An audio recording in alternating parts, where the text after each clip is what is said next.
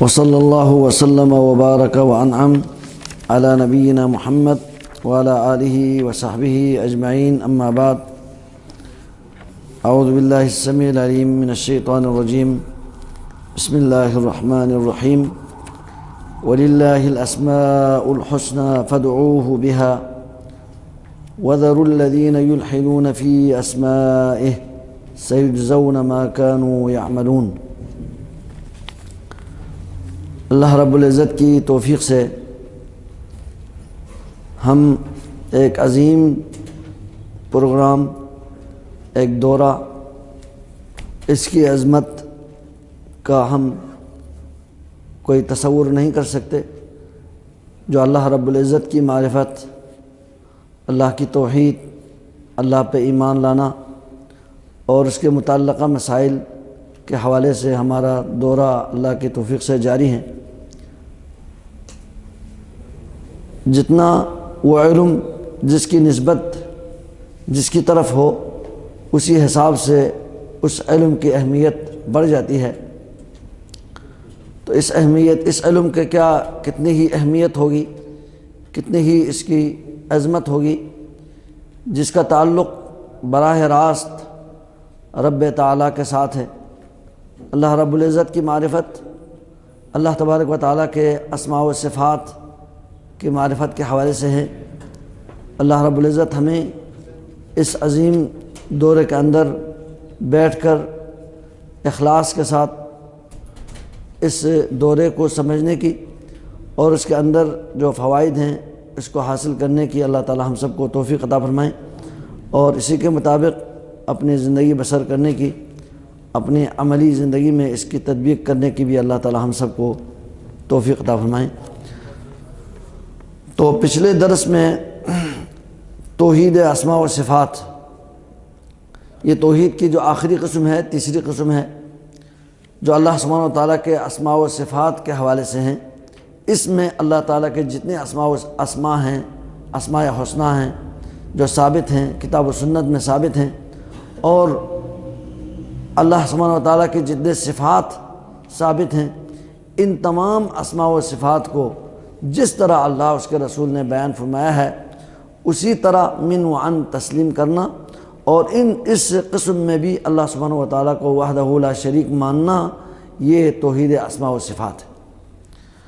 اس کی اہمیت کے حوالے سے پچھلے درس میں تفصیل سے چند باتیں بیان ہوئی تھی۔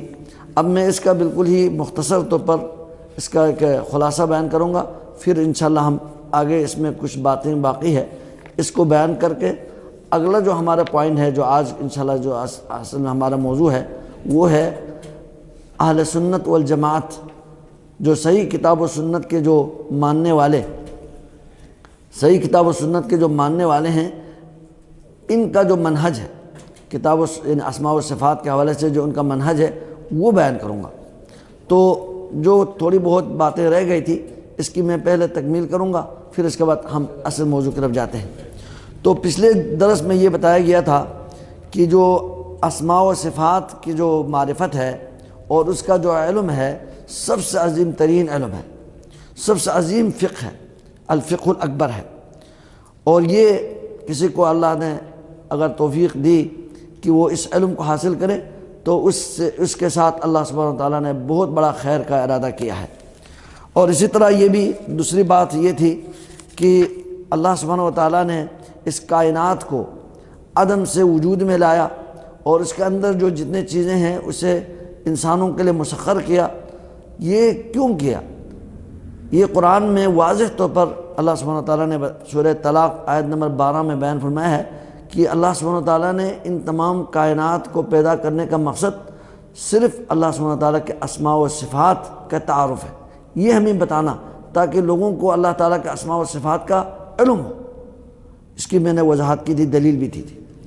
اور تیسری بات جو بتائی گئی وہ یہ ہے کہ اللہ سبحانہ و تعالیٰ کے جو اسماء ہیں، اسماء حسنہ ہے، اللہ تعالیٰ کے جو صفات ہے، ان کے بارے میں تو ڈائریکٹ اللہ سبحانہ و تعالیٰ نے ہمیں حکم دیا ہے کہ ان اسماء و صفات کو سیکھو، ان کے بارے میں علم حاصل کرو۔ بہت سارے تقریباً 30 آیات ہیں جن میں اللہ سبحانہ وتعالیٰ نے ہمیں حکم دیا ہے کہ وَاعْلَمُوا أَنَّ اللَّهَ عَزِيزٌ حَكِيمٌ، تم جان لو، تمہیں یہ علم ہونا چاہیے کہ اللہ سبحانہ وتعالیٰ عزیز ہے، العزیز ہے، بہت غالب ہے، یعنی العزیز اللہ کے اسماء الحسنی میں سے، حکیم ہے، الحکیم ہے۔ وَاعْلَمُوا أَنَّ اللَّهَ بِكُلِّ شَيْءٍ عَلِيمٌ، یہ اس طرح کے بہت سارے آیات اس میں ہیں، ڈائریکٹ اللہ سبحانہ وتعالیٰ ہمیں حکم دے رہے کہ ان کے بارے میں علم حاصل کرو۔ اسی طرح چوتھی بات یہ تھی کہ یہ بیان ہوا تھا کہ قرآن مجید، فرقان حمید، ان میں جو اصل جو مرکزی جو موضوع ہے اللہ سبحانہ وتعالیٰ نے جو زیادہ سے زیادہ جو بیان کیا ہے وہ اللہ کے توحید کے بارے میں ہے، اور اللہ خاص طور پر اسماء و صفات کے بارے میں ہے۔ اور وہ آیات اور وہ صورتیں جن کے خصوصی فضیلت آئی ہے، ان آیات اور آیت الکرسی ہے، سورۃ الاخلاص ہے وغیرہ، ان میں تو خصوصی جو فضیلت، زیادہ فضیلت آئی ہے، ان کے جو مرکزی موضوع ہے وہ اسماء اور صفات ہے۔ اس سے معلوم ہوتا ہے کہ یہ علم جو ہے نا بہت عظیم علم ہے۔ اسی طرح پانچویں بات یہ تھی کہ اللہ سبحانہ وتعالیٰ نے جو اسماء و صفات کے بارے میں ہمیں اس لیے بتایا تاکہ ان اسماء و صفات کے معرفت سے ہمیں اللہ سبحانہ وتعالیٰ سے محبت ہو، ہمیں وہ محبت، اللہ کی محبت ہمیں میسر آ جائے، کسی کو اللہ تعالیٰ کی محبت میسر آ جائے، وہ اللہ سے محبت کرنے لگے، اللہ کے وہ محبوب بنے۔ اور اسی طرح اللہ سبحانہ وتعالیٰ کی جو ہے نا رحمت کی جو امید پیدا ہو، کیونکہ اکثر اسماء الحسنی میں، صفات میں اللہ تعالیٰ کی رحمتوں کا تذکرہ ہے، الرحمن ہے، الرحیم ہے، تو ان اسماء، الرؤوف ہے، ان اسماء میں کیا ہے؟ اللہ سبحانہ وتعالیٰ کی رحمت کے جو ہے نا وہ حصول کے جو امید پیدا ہوتی ہے۔ اسی طرح اس کے عکس بھی ہیں، عذاب و عقاب کے، العزیز ہے، القہار ہے، شدید العقاب ہے، تو یہ اسماء الحسنی یہ بھی ہے ساتھ ساتھ۔ تو ان سب کو ہم سیکھیں گے، ان کے بارے میں علم حاصل کریں گے تو ہمارے اندر خوف اور رجا دونوں پہلو جو ہے نا ہمارے اندر پیدا ہوگا، خوف اور رجا دونوں پہلو پیدا ہوگا، تو ہم اس کے ذریعے اللہ تبارک و تعالیٰ کا تقرب حاصل کر سکتے ہیں، صراط مستقیم پہ گامزن رہ سکتے ہیں۔ اسی طرح چھٹی بات یہ تھی جس کا میں نے پچھلے دفعہ تفصیل سے بتائی تھی، اب میں بہت اختصار کے ساتھ وہ یاد دہانی کرا رہا ہوں تاکہ میں آگے موضوع کو ملاؤں۔ چھٹی بات یہ تھی کہ اللہ سبحانہ و تعالیٰ اپنے اسماء اور صفات کو بہت زیادہ پسند کرتے ہیں۔ اللہ سبحانہ و تعالیٰ اپنے اسماء و صفات کے ذریعے عبادت کرنے کو بھی پسند فرماتے ہیں۔ اسی طرح اللہ سبحانہ و تعالیٰ اپنے بندوں میں ان اسماء و صفات کے آثار بھی ظاہر ہونا پسند فرماتے ہیں۔ جس طرح اللہ تعالیٰ التواب ہے تو توبہ کو پسند فرماتے ہیں، اللہ تعالیٰ العلیم ہے تو علم کو، علماء کو پسند فرماتے ہیں، اسی طرح اللہ تعالیٰ القوی ہے تو قوی مومن کو پسند فرماتے ہیں۔ اس طرح کے میں نے دلائل دی تھی، اور یہ جو اللہ تعالیٰ کے جو اسماء الحسنی کے آثار ہے وہ اللہ سبحانہ و تعالیٰ جو ہے نا بندوں میں، مومنوں میں ظاہر ہونا پسند فرماتے ہیں۔ اسی طرح اب تقریباً یہاں تک بات ہوئی تھی، یہ ساتویں بات ہے اسماء الحسنی کے جو ہے نا اہمیت اور فوائد کے حوالے سے۔ اس میں یہ ہے کہ اللہ سبحانہ و تعالیٰ کی جو معرفت ہے اور اللہ سبحانہ و تعالیٰ کے اسماء و صفات کی معرفت ہے، یہ بہت ہی عظیم ایک تجارت ہے، بہت ہی فائدہ مند تجارت ہے، بہت ہی فائدہ مند مشغلہ ہے۔ جو اس اسماء حسنی اور اللہ سبحانہ و تعالیٰ کے کمال اور جمال اور جلال والی صفات، اس کے بارے میں فقہ حاصل کرے، ان کے اندر غور کرے، تو اس کے لیے دنیا اور آخرت میں بہت سارے فوائد حاصل ہو سکتے ہیں۔ وہ اللہ سبحانہ و تعالیٰ کے محبوب ہیں، وہ محبوب بنیں گے۔ تو ان اسماء الحسنی کے فوائد اور ان صفات کے فوائد، ان میں سے یہ ہے کہ انسان کو سکون ملتا ہے، اطمینان ملتا ہے اللہ کے ذکر سے، خاص طور پر اسماء و صفات کے ذکر سے، ان کی معرفت سے، ان کے فقہ حاصل کرنے سے، ان کی جو گہرائی میں جا کر ان کو اپنے دلوں میں بٹھانے سے ایک اللہ تعالیٰ کی عظمت دلوں میں بیٹھ جاتی ہے۔ اور ساتھ ہی ساتھ اگر یہ بیٹھ جائے، جس کا دل اس کے خالق کے ساتھ جڑ جائے، اس کا رابطہ مضبوط ہو جائے، تو پھر دل کو سکون حاصل ہوتا ہے، سکون ملتا ہے۔ الا بذکر اللہ تطمئن القلوب، اللہ کے ذکر سے دلوں کو اطمینان حاصل ہوتا ہے۔ تو پھر اسماء الحسنی تو سب سے اعلیٰ اعلیٰ ذکر ہے۔ جو ان اسماء حسنہ کے بارے میں علم حاصل کرے گا تو ان کے دلوں کو سکون ملے گا، اطمینان قلب حاصل ہوگا اور انشراح صدر حاصل ہوگا۔ اگر کسی کے دل میں تنگی ہے اور دل میں اس کے کوئی مسئلہ ہے، وسوسہ ہے، تو اس کا مطلب ہے کہ وہ اللہ تبارک و تعالیٰ کے اسماء حسنہ کے جو معرفت کے حوالے سے اس میں کمزوری ہے، یہ کمزوری ختم کرنی ہوگی۔ اب جو کوئی اپنا ہم اور ارادہ ایک کرنا چاہتا ہے، ایک ہو جائے اس کا، وہ صرف اللہ تبارک و تعالیٰ اپنے رب کے ساتھ اس کا جو اس کا وہی مقصود بن جائے اس کا، اور پھر اس کا طریقہ، اس کا جو اللہ کو پانے کا طریقہ ہے وہ اللہ تبارک و تعالیٰ کی رضا حاصل کرنے کا ایک طرف اس کے اندر پیدا ہو، تو حقیقت میں اس انسان کے لیے دنیا آخرت کی سعادت اسے حاصل ہوئی ہے، میسر آئی ہے۔ اور یہ جو اگر کسی کو اسماء حسنہ کے فقہ حاصل ہو اور اس کی معرفت حاصل ہو، گہرائی میں جائیں اور وہ اپنے انہی اسماء حسنہ کے ذریعے اللہ کی تعظیم اس کے دل میں آ جائے، اللہ کی محبت دل میں آ جائیں، اور اللہ تعالیٰ کے خوف بھی، عذاب سے خوف بھی، رحمتوں کی امید بھی ساتھ ساتھ پیدا ہو جائے، تو یقیناً وہ بہت ہی زیادہ سکون والی زندگی میں وہ انسان ہوتا ہے، بہت سکون والی زندگی میں ہوتا ہے۔ وہ ایک انتہائی یعنی وہ اس ایمان کا وہ لذت محسوس کر رہا ہوتا ہے۔ تو کسی سلف نے فرمایا کہ جو اس دنیا میں جو لوگ دنیا دار لوگ ہیں، جو اللہ تعالیٰ کے جن اسماء حسنہ سے غافل ہیں، ان کے بارے میں انہوں نے فرمایا کہ مساکین و اہل الدنیا، یہ دنیا کے مساکین لوگ ہیں، مسکین لوگ ہیں، جو کہ خرجوا منہا، جو اس دنیا سے وہ نکل جاتے ہیں، چلے جاتے ہیں، وما ذاقوا اطیب ما فیہا، اس دنیا میں سب سے لذیذ ترین جو نعمت ہے وہ چکھتے ہی نہیں ہے، ان کو چکھنے کا اس لذیذ ترین جو نعمت ہے وہ پانے کا ان کو موقع ہی نہیں ملتا۔ یہ لوگ اصل مسکین تو یہ ہے، اگرچہ دنیا کے لحاظ سے مالدار ہو، دنیا کے لحاظ سے عیاش ہو، لیکن حقیقت میں یہ لوگ کیا ہے؟ سب سے مساکین لوگ ہیں، مسکین لوگ ہیں، فقیر لوگ ہیں، سب سے محتاج لوگ ہیں۔ وہ تو پریشان کن لوگ ہیں جو اس دنیا میں سب سے عظیم نعمت سے وہ محروم رہتا ہے۔ تو کسی نے پوچھا اس سلف سے، اس امام سے، کہ یہ سب سے لذیذ ترین جو نعمت ہے وہ کون سی ہے جو دنیا میں جو مساکین اس سے جو محروم رہتے ہیں؟ فرمایا کہ معرفت اللہ سبحانہ و تعالی، اللہ کی معرفت اور اللہ کی محبت اور اللہ تبارک و تعالیٰ کے جو قرب سے مانوس ہونا اور اس کے لقاء، اس کے ملاقات کے شوق پیدا ہونا۔ یہ کس سے پیدا ہوگا؟ یہ اسماء و حسنہ سے پیدا ہوگا، اللہ تبارک و تعالیٰ کی صفات سے یہ چیز حاصل ہوگی۔ اور اسی طرح جو اسماء حسنہ کے اوپر گہرا نظر رکھے تو پھر وہ انشاءاللہ کل اللہ سبحانہ و تعالیٰ کے جو دیدار اسے نصیب ہوگی، اور وہ اللہ سبحانہ و تعالیٰ کے جو وہ دیدار کو حاصل کرتے ہوئے اسے وہاں جو لذت کمال درجے کے اس کو حاصل ہوگی۔ اسی طرح اللہ سبحانہ و تعالیٰ کی جو رضا اس کو حاصل ہوگا، اور اللہ آخرت کی جو عذاب ہے، جو ناراضگی ہے، ان سے وہ بچے گا، اللہ کے عذاب سے بچے گا، اور اللہ تبارک و تعالیٰ کی جو دنیا آخرت کی نعمت اسے حاصل ہوگی۔ اور اسی طرح جب یہ اللہ کی عظمت تعظیم اس کے دل میں بیٹھ جائے گی تو پھر وہ اللہ تبارک و تعالیٰ کی طرف رجوع کرنا، لوٹنا، وہ اللہ تعالیٰ کی عبادت کرنا، اس کے لیے بہت ساری اس میں آسانیاں پیدا ہوگی۔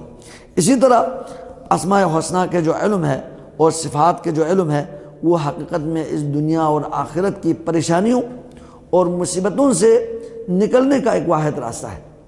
جسے اسماء حسنہ کے بارے میں علم ہو، وہ اللہ تبارک و تعالیٰ کی رحمت، اللہ تبارک و تعالیٰ کی کرم اور اللہ تبارک و تعالیٰ کی ہر ایک کے اوپر خبیر ہے، سمیع ہے، بصیر ہے، ان ساری چیزوں کے بارے میں اس کو علم ہو تو پھر وہ غلطی نہیں کرے۔ اصل میں جو ہم سے جو غلطیاں ہو رہی ہے وہ کیوں ہو رہی ہے؟ اس لیے ہو رہی ہے کہ ہمیں جو ان اسماء اور صفات کے بارے میں علم نہیں ہے، یا علم ہے تو پھر سرسری علم ہے، وہ اس کے اندر ہم گہرائی میں نہیں جاتے۔ اسی لیے اللہ سبحانہ و تعالیٰ نے کیا فرمایا؟ وَلِلَّهِ الْأَسْمَاءُ الْحُسْنَى فَادْعُوهُ بِهَا۔ اسماء حسنہ کا بہت بڑا فائدہ کیا ہے؟ اللہ نے فرمایا کہ اللہ سبحانہ و تعالیٰ کے بہت ہی عمدہ خوبصورت نام ہے، بہت ہی خوبصورت نام ہے، کمال اور جمال کے نام ہے۔ فَادْعُوهُ بِهَا، اس کا فائدہ کیا ہے؟ فرمایا ہمیں اس کے ذریعے تم دعا کرو، اس کے ذریعے تم دعا کرو۔ دعا کا مطلب، دعا کے علماء فرماتے ہیں کہ دعا کی دو قسمیں ہیں، ایک دعا ہے دعاء العبادہ اور ایک ہے دعاء المسئلہ، یعنی ہر عبادت جو ہے نا دعا ہے۔ اگرچہ ہم اس کے ذریعے ہر عبادت کرتے وقت ہم اللہ تعالیٰ سے مانگ نہیں رہے، زبان سے مانگ نہیں رہے، لیکن ہمارا مقصد کیا ہے؟ مقصد اللہ سے مانگنا ہے نا۔ آپ زکوٰۃ ادا کر رہے ہیں تو اس میں اگرچہ ہم جو ہے نا وہ دعا نہ بھی کرے، آپ زکوٰۃ دے رہے ہیں کہ مقصد آپ کا یہ ہے کہ میری زکوٰۃ ہے، میرے اوپر جو واجب ہے میں نے وہ آپ کی رضا کے لیے میں نے دے دیا، آپ اسے قبول فرمائیں اور دنیا اور آخرت میں اس کا صلہ آپ عطا کریں، اسے قبول فرمائیں۔ ہم دعا کر رہے ہوتے ہیں نا، ہر عبادت گویا کہ اللہ تبارک و تعالیٰ کو جو ہے نا گویا کہ ہم اس کے ذریعے اللہ کو یاد کر رہے ہوتے ہیں۔ لسان حال سے ہم یہ بتا رہے ہوتے ہیں کہ اللہ تعالیٰ اسے قبول فرمائے، اگرچہ یہ لفظاً نہ بھی ہو۔ تو ہر عبادت جو ہے نا وہ دعا ہے، ہر عبادت دعا ہے۔ اور ایک دعا تو خاص طور پر زبان کی سے دعا ہے، یعنی جو دعاء المسئلہ، ہم باقاعدہ اللہ سے کوئی ایک سوال کر رہے ہیں، وہ تو دعاء المسئلہ ہے۔ یہ جو فدعوہ بہا میں علماء فرماتے ہیں دعاء العبادہ بھی شامل ہے، دعاء المسئلہ بھی شامل ہے۔ تو ہم کس طرح، اب سوال یہ ہے، چلو دعاء المسئلہ تو واضح ہے کہ ہم ان اسماء حسنہ کے ذریعے ہم اللہ سے مانگ سکتے ہیں، ٹھیک ہے، یہ تو واضح ہے۔ لیکن دعاء العبادہ، ہر ایک دعا کے لیے بھی، عبادت کے لیے بھی انہی کے واسطے سے عبادت کرو، انہی سے مدد لے لو۔ اس سے مراد کیا ہے؟ اس سے مراد یہ ہے کہ اسماء حسنہ کے اوپر غور کرے نا، انسان غور کرے تو اس کی عبادت جو ہے نا بہت اچھی ہوگی، اس کی عبادت بہت ہی زیادہ اچھی ہوگی۔ کیسے؟ کہ اللہ تبارک و تعالیٰ کی ان اسماء حسنہ میں اتنے معانی ہیں۔ مثلا آپ دیکھیں کہ اللہ سبحانہ و تعالیٰ کے اسماء حسنہ میں سے کیا ہے؟ البصیر ہے۔ اللہ تبارک و تعالیٰ خوب دیکھنے والے ہیں، خوب دیکھنے والے ہیں۔ اللہ کی بصر سب سے زیادہ تیز ہے اور کوئی چیز مخفی نہیں ہے، اس دنیا میں کوئی چیز اللہ کی بصر سے مخفی نہیں ہے، اللہ سب کو دیکھ رہے ہیں، خوب دیکھ رہے ہیں۔ تو انسان کو اگر ہم میں سے، مجھے اور آپ کو اگر یہ یقین ہو کہ اللہ تعالیٰ البصیر ہے، ہمارا ہر حرکات و سکنات دیکھ رہے ہیں، اگر اس کے اوپر ہمیں یقین آ جائے، اسی نام پر، اسی مبارک نام کے اوپر یقین آ جائے البصیر کے اوپر، کیا ہم سے کوئی غلطی ہو سکتی ہے؟ کیا ہم کوئی ایسا کوئی حرکت کر سکتے ہیں کہ جس کو اللہ ہمیں دیکھ رہے ہیں، اللہ کی نافرمانی ہو رہی ہے؟ یہ اصل میں ہمارے جو نا عقیدہ اور ہمارے اسماء حسنہ کے حوالے سے وہ یقین ہمارے اندر نہیں ہو رہا کہ ہم اللہ کو ہم بھول جاتے ہیں۔ اسی لیے اللہ نے فرمایا وَلَا تَكُونُوا كَالَّذِينَ نَسُوا اللَّهَ، تم ان لوگوں کی طرح نہ ہو جو اللہ کو بلا دیتے ہیں تو فَأَنْسَاهُمْ أَنفُسَهُمْ، اللہ ان کو اپنے آپ کو بھی بلا دیتے ہیں، اپنے آپ سے بھی غافل ہو جاتے ہیں، اپنے خیر اور اپنے فلاح کے بارے میں بھی وہ غافل ہو جاتے ہیں اور وہ دنیا آخرت میں وہ تباہ ہو جاتے ہیں۔ تو پھر السمیع البصیر کو آپ دیکھیں، البصیر کے اوپر ہمارا یقین ہو تو پھر کیا ہمیشہ اللہ تعالیٰ ہمیں دیکھ رہے ہیں تو کیا ہم سے کوئی غلطی ہو سکتی ہے؟ نہیں ہو سکتی۔ ہم تو اللہ تعالیٰ کے سامنے ہیں، یہ اگر ذہن میں آ جائیں اور ہمیشہ بیٹھ جائیں اور اس کی تعظیم آ جائیں تو پھر ہم سے کوئی غلطی نہیں ہو سکتی۔ اسی طرح اللہ سبحانہ و تعالیٰ السمیع ہے، ہر بات سننے والے، یعنی وہ چونٹی کی جو آہٹ ہے وہ بھی، اس کی بھی آواز اللہ تعالیٰ سنتے ہیں، اللہ تعالیٰ سے کوئی چیز مخفی نہیں۔ ہر قسم کی زبان، مختلف زبان، وہ بھی خالق اللہ ہے، یہ زبانوں کی بھی اختلاف اللہ کی قدرت کی نشانی ہے، تو یہ سب اللہ کی طرف سے۔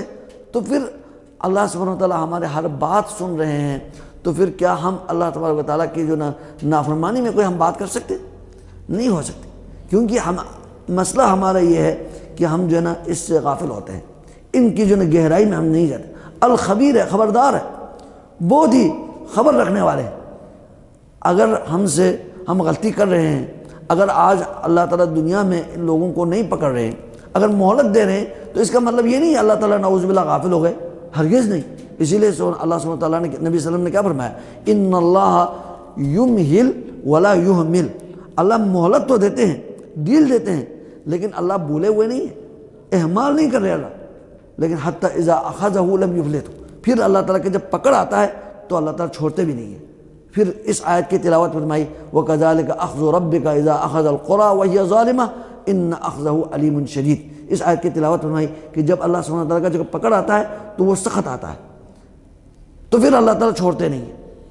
تو پھر یہ مقصد یہ ہے کہ ہم ان اسماء حسنہ کو ہمیشہ اپنے دلوں میں بٹھائیں اور اپنے اعضاء و جوارح کو انہی کے یعنی اللہ اسماء حسنہ کے جو تعظیم کو بٹھا کر اپنے دلوں میں بٹھا کر اسی کے مطابق ہم اپنے اعضاء و جوارح کو کیا کریں، استعمال کریں۔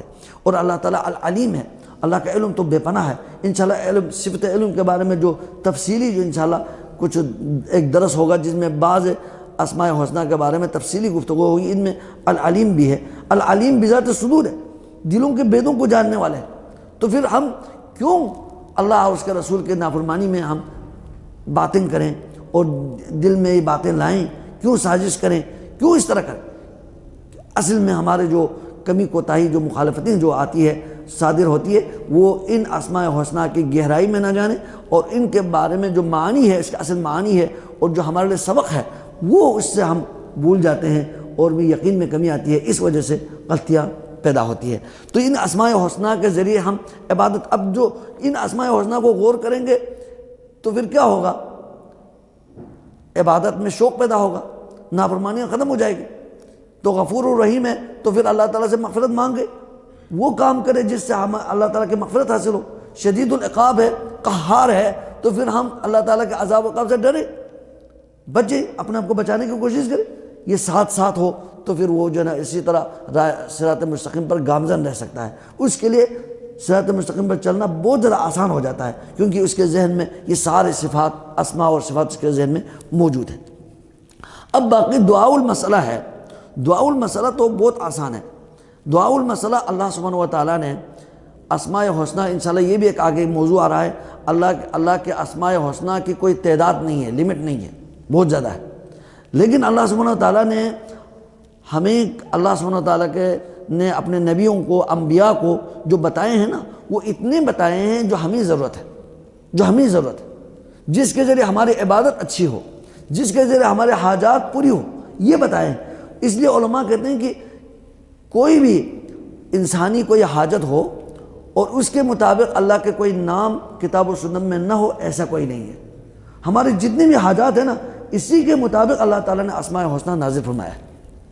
کیا ہم بیمار نہیں ہوتے؟ بیمار ہوتے ہیں، تو اللہ سبحانہ و تعالیٰ نے اپنے اسماء حسنہ میں سے الشافی، الشافی، شفا دینے والے، صرف شفا دینے والے وہی ہے۔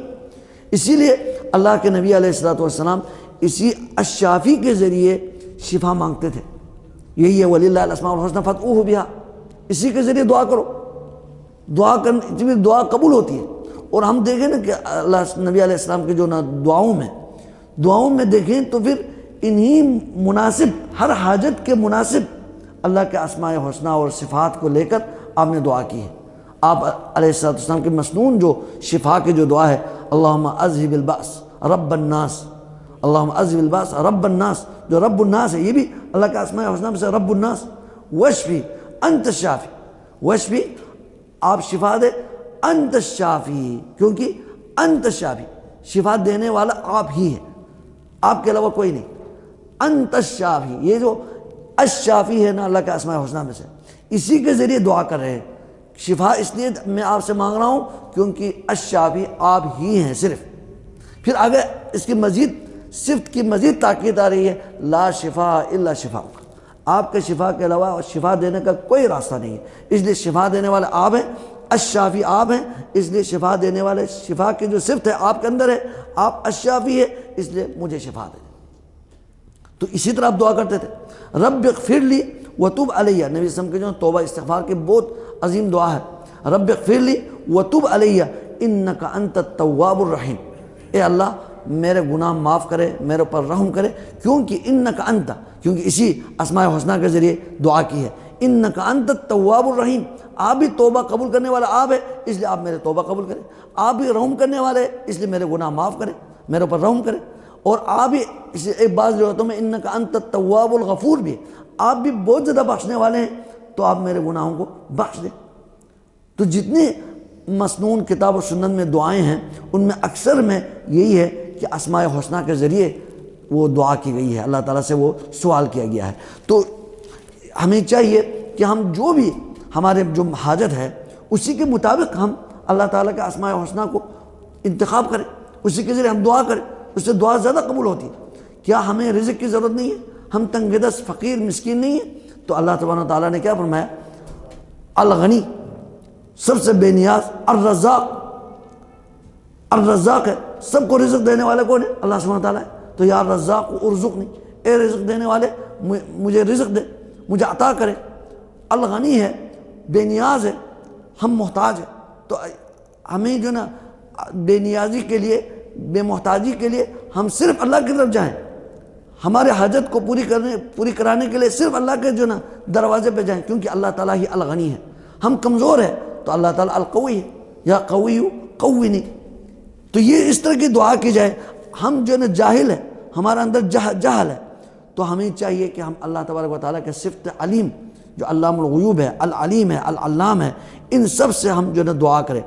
ہم جو نا ہر قسم کی مصیبت زدہ ہم لوگ ہیں، ہمیں جو نا محفوظ نہیں ہے، تو حفیظ الحفیظ ہے اللہ تعالیٰ، احفظنی یا حفیظ احفظنی، یا رحیم ارحمنی، یا غفور اغفر لی، یا رزاق ارزقنی، یا وہاب ہب لی من لدنک رحمہ انک انت الوہاب، لی من لدنک رحمہ انک انت الوہاب۔ یہ جتنے بھی کتاب و سنت میں دعائیں ہیں، ان سب میں اس کے آخر میں اللہ کے اسماء حسنہ کا ذکر ہے، انہی کے واسطے سے مانگیں تو پھر اس کی جو دعا زیادہ قبول ہوتی ہے۔ تو معلوم ہوا کہ اللہ سبحانہ وتعالیٰ کے جو ہے نا اسماء حسنہ، ان کا بہت بڑا ایک فائدہ یہ ہے کہ ہم ان کے ذریعے اللہ کی عبادت کر سکتے ہیں۔ عبادت کمال درجے کی عبادت ہوتی ہے، اور اسی کے ساتھ ساتھ ہماری جو بھی حاجت ہے، ہمارے اندر جو حاجت ہے، مسائل ہے، ان سب کے حل کے لیے اللہ سبحانہ وتعالیٰ نے جو ہے نا اپنے اسماء حسنہ نازل فرمایا ہے۔ انہی کے ذریعے ہم مانگیں تو اللہ سبحانہ وتعالیٰ جو ہے نا زیادہ عطا کرنے والے ہیں۔ تو یہ اللہ سبحانہ وتعالیٰ کے جو اسماء حسنہ کے حوالے سے، اس کی اہمیت، اس کے فوائد کے حوالے سے مختصر باتیں تھیں، اور میں نے اس کے بہت اختصار سے کام لیا، باقی بہت سارے فوائد ہیں۔ اب میں جو ہے نا جو اصل کا آج ہمارا جو موضوع ہے وہ اسماء اور صفات، اسماء حسنہ اور صفات علی، اللہ تعالیٰ کے عظیم اسماء، خوبصورت نام، اور اسی طرح اللہ تبارک و تعالیٰ کے جو مبارک صفات ہیں، اس کے جو اس بات میں ثابت کرنے میں اہل سنہ والجماعہ ان کا کیا منہج ہے، وہ کس طرح اسماء حسنہ کو مانتے ہیں، صفات کو مانتے ہیں۔ اہل سنہ والجماعہ سے مراد کون ہے؟ اہل سنہ یہ لفظ استعمال ہوا ہے جب یہ بدعت کے فرقے جب ظاہر ہوئے۔ سب سے پہلے جو ظاہر ہوا تھا نا خوارج، پھر اس کے بعد روافض، پھر اس کے بعد جو ہے نا یہ جہمیہ، معتزلہ، یہ سارے فرقے ظاہر ہوئے۔ پھر اس کے بعد جو ہے نا مرجیہ وغیرہ، وہ سارے فرقے ظاہر ہوئے جو کتاب و سنت سے ہٹ کر انہوں نے اپنا عقل کے ذریعے انہوں نے ان اسماء حسنہ کو سمجھنے کی کوشش کی، انہوں نے اس میں باتیں کی، فلسفانہ طور پر انہوں نے ان میں بحث کی۔ تو اس وجہ سے ان کے اوپر رد کرتے ہوئے اہل سنہ والجماعہ، جو صحیح کتاب و سنت کے اوپر عمل کرنے والے، اسی کو سمجھنے والے جو علماء کرام ہیں، اس وقت صحابہ کرام کے زمانے سے لے کر، صحابہ کرام کے زمانے میں، عبداللہ بن عمر کے زمانے میں یہ جو قدریہ، تقدیر کے منکرین، وہ پیدا ہوئے تھے۔ انہوں نے، وہ تو میں نے شروع میں بھی بتایا تھا نا، وہ صحیح مسلم کے شروع حدیث، پہلی حدیث کے میں یہ موجود ہے کہ وہ قدریہ جو تقدیر کا انکار کرنے والے جب پیدا ہوئے تو عبداللہ بن عمر رضی اللہ تعالیٰ عنہما نے ان کے ساتھ اعلان برات کیا، یہ ان سے میرا، اس کا تعلق، ان کا مجھ سے میرا تعلق نہیں، میرا تعلق ان سے کوئی نہیں ہے، یہ مجھ سے دور ہے، بعید ہے، ان کے مجھ سے بری ہے، لا تعلقی کا اظہار کیا۔ تو اس وقت سے یہ شروع ہوا تھا۔ نبی صلی اللہ علیہ وسلم کے زمانے میں بھی اللہ کے نبی صلی اللہ علیہ وسلم کو جو نا وہ ایک آدمی نے، ذوالخویسرہ نے، وہ اعتراض کیا، تو آپ علیہ السلام فرمایا کہ اس کی نسل سے کچھ لوگ آئیں گے جو کہ تم جو ہے نا ان کی نمازوں کو دیکھ کر اپنی نماز کو حقیر سمجھیں گے، ان کی زکوٰۃ اور روزوں کو دیکھ کر تم اپنی نمازوں روزوں کو حقیر سمجھیں گے، لیکن وہ اسلام سے خارج ہے، یہ ان کے منہج سے غلط ہے، غلط ان کا طریقہ کار ہوگا۔ سب وہ عقل سے، اپنے عقل سے وہ سمجھنے کی کوشش کرتے، اس لیے وہ ادھر سے وہ گمراہ ہوئے۔ تو یہ اہل سنہ والجماعہ، وہاں سے انہوں نے ان کا نام پڑ گیا اس وقت سے۔ اہل سنہ سے مراد جو سنت کی طرف نسبت ہے، یعنی سنت کو اختیار کرنے والے، نبی کریم صلی اللہ علیہ وسلم کے سنت کو، منہج کو۔ والجماعہ سے مراد یعنی یہ لوگ اصل میں جماع اجتماع سے ہیں، یعنی یہ حق پر اکٹھے ہونے والے ہیں، ان کے اندر اختلاف نہیں ہوتے۔ ظاہری جو کچھ اجتہادی مسائلوں میں اختلاف ہونا یہ مسئلہ نہیں ہے، لیکن اصل جو اختلاف ہے نا، وہ اختلاف جہاں سے ظاہر ہوتا ہے وہ عقائد کے امور میں، عقائد کے امور میں۔ یہ اہل السنہ والجماعہ آپ شروع سے لے کر آخر تک، صحابہ سے لے کر ابھی تک کے علماء کو دیکھیں، ان کے میں کوئی اختلاف نہیں ہے۔ یہ اسی لیے ان کو کہتے ہیں اہل السنہ، یہ سنت والے ہیں، نبی کریم صلی اللہ علیہ وسلم کے سنت کو اپنانے والے ہیں، فالو کرنے والے ہیں، والجماعہ، اور ان کے اندر اجتماعیت ہے۔ وہ ایک دوسرے کو کافر نہیں کہتے، ان کو بدعتی نہیں کہتے، فاسق فاجر نہیں کہتے، ان کی زبان جو ہے نا بہت ہی زیادہ احتیاط سے ان کی زبان چلتی ہے۔ تو پھر یہ اہل السنہ والاجتماع، اس لیے جس طرح یہ بدعتی لوگ اختلاف کرتے ہیں، یہ اہل السنہ والجماع میں اختلاف نہیں ہے، بلکہ یہ ان کے آپس میں اتفاق ہے۔ اسی وجہ سے جو ہے نا ان کا نام اہل السنہ والجماع یہ مشہور ہوا۔ اور یہ جو ہے نا بعد میں زمانے مختلف ہونے کے ساتھ ساتھ ان کے ناموں میں بھی تھوڑی بہت چینجنگ آئی ہے، لیکن منہج ان کا ایک ہے۔ اصل میں نام کے اختلاف ہونے سے وہ مسئلہ نہیں ہوتا، نام کے اختلاف ہونے سے مسئلہ نہیں ہوتا، لیکن اصلاً دیکھا جائے گا اس کا منہج کیا ہے۔ ان کا منہج یعنی یہ اسماء و صفات کو یعنی تسلیم کرنے میں، اس کو عمل کرنے میں، ان کا اعتقاد رکھنے میں ان کا کیا طریقہ کار ہے، کیا وہ عقل سے کام لیتے ہیں یا صحابہ کرام کے طریقہ کار کے اوپر ہے، یہ دیکھا جائے گا۔ تو پھر وہ جو اس منہج کے مطابق ہے اس کو اہل السنہ والجماعہ کہیں گے، جو ان سے مختلف ہے اس کو ہم کیا کہیں گے، ان کو ہم کہیں گے یہ اہل بدعت ہے، یہ ہٹنے والے ہیں۔ تو پھر اس لیے جو نام مختلف ہوتے آئے ہیں، جس طرح اہل السنہ والجماعہ کے نام سے اب بدعتی لوگ بھی اس میں داخل ہو گئے، تو پھر انہوں نے کچھ زمانے کے گزرنے کے بعد اہل الحدیث نام رکھا۔ یعنی الحدیث جو ہے نا، اہل الحدیث کا مطلب ہے الحدیث، قرآن کو بھی کہتے ہیں فَبِأَيِّ حَدِيثٍ بَعْدَهُ يُؤْمِنُونَ، 7 جگہوں پر قرآن میں آیا ہے کہ الحدیث، قرآن کو بھی کہا گیا ہے۔ اللہ نزل احسن الحدیث، تو حدیث نبی صلی اللہ علیہ وسلم کا حدیث بھی حدیث ہی ہے، تو قرآن اور سنت کو ماننے والے یہی اہل السنہ والجماعہ کا ہم معنی ہے۔ یہ بھی کچھ زمانے میں یہ اہل الحدیث نام پڑ گیا۔ اسی طرح یہ جو ہے نا السلفیون، اہل السلف، سلف کہتے ہیں صحابہ کرام کو، یعنی صحابہ کرام کے منہج پہ چلنے والے، سلفیون بھی کہتے ہیں۔ اور یہ مختلف نام ہیں، اور ان کا منہج کیا ہے، سب کا منہج ایک ہے۔ تو یہ مختلف نام ہیں، ان کے نام مختلف ہونے سے ان میں کوئی اختلاف نمایاں نہیں ہوتا۔ ان کا منہج چونکہ سب کا کتاب و سنت ہے، اس لیے ان سب کو اہل السنہ والجماعہ بھی کہیں گے، اور اہل الحدیث بھی کہیں گے، اہل السلف بھی کہیں گے، سلفیون بھی کہیں گے۔ اور اسی طرح یہ مصر میں جو اس طرح کے منہج جو اپنانے والے ہیں ان کا نام کچھ اور ہے، انصار السنہ، یعنی سنت کے جو نام مدد کرنے والے، ان کی جماعت کا نام یہ ہے۔ تو نام مختلف ہو لیکن اصل میں منہج ایک ہو، سب کا منہج کیا ہو، ایک ہو، تو یہ اہل السنہ والجماعہ ہے۔ تو یہ اہل السنہ والجماعہ ان کا جو منہج ہے، طریقہ ہے، اسماء و صفات میں بھی اور دین کے عموم دوسرے جو مسائل میں بھی، سب میں ان کا منہج بالکل واضح ہے۔ وہ قرآن اور حدیث کو لیتے ہیں، اور قرآن و حدیث کو بھی صحابہ کرام رضوان اللہ علیہ اجمعین کے فہم کے مطابق لیتے ہیں۔ یہ بہت ضروری ہے۔ قرآن و حدیث کا دعویٰ کرنے والا تو بہت ہے نا، سب کہتے ہیں کہ ہم بھی قرآن سے لیتے ہیں، دلیل سے، حدیث سے لیتے ہیں، لیکن کیا یہ صحابہ کرام نے یہ سمجھا تھا؟ اسی کے مطابق ان کا فہم بھی تھا؟ تو قرآن اور حدیث کے ساتھ ساتھ یہ بات بہت اہم ہے، قرآن اور حدیث کے ساتھ ساتھ صحابہ کرام کا فہم یہ بھی بہت اہم ہے۔ یہ بعد میں علماء نے نہیں کہا، بلکہ یہ تو قرآن اور حدیث میں بھی ہے صحابہ کرام کا فہم۔ والسابقون الاولون من المہاجرین والانصار، سابقین اول مہاجرین اور انصار جو صحابہ کرام ہیں۔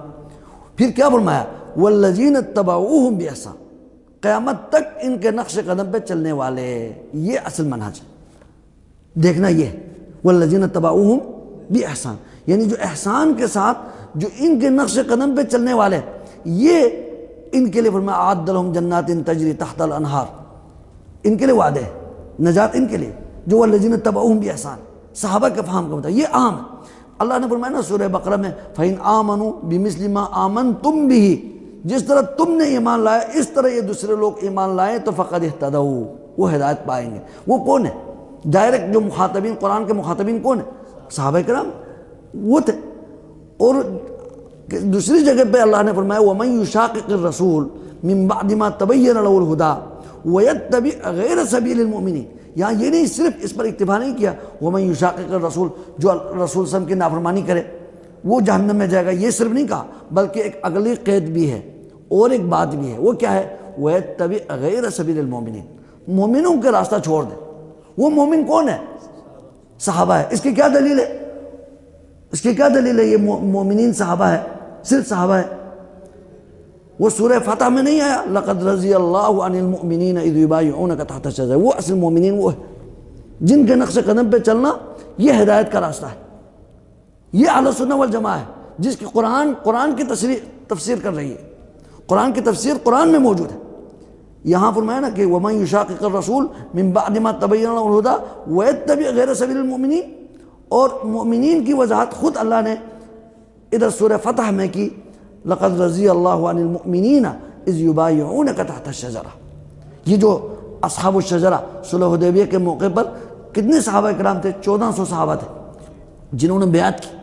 یہ لوگ ہیں جو صحیح کتاب و سنت اللہ کے دین کو اللہ کے اور رسول کے منشا کے مطابق انہوں نے سمجھا، ایسے انہوں نے عمل کیا کہ اللہ سبحانہ وتعالیٰ نے ان کے فوت ہونے سے پہلے اللہ تعالیٰ نے دنیا میں ہی جنت کی سرٹیفکیٹ دے دی۔